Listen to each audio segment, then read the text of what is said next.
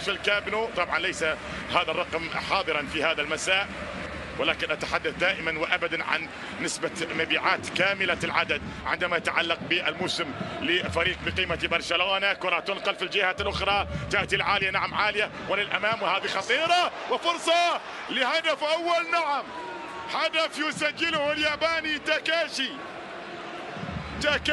يتقدم ويسجل ويأتي بالهدف الأول.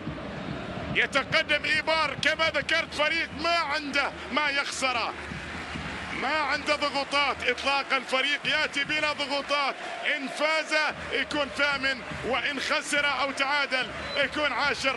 ولكن ياتي الهدف الان يسجل من جانب ايبار، وعلى ايبار الان ان يتحمل ما بدأ.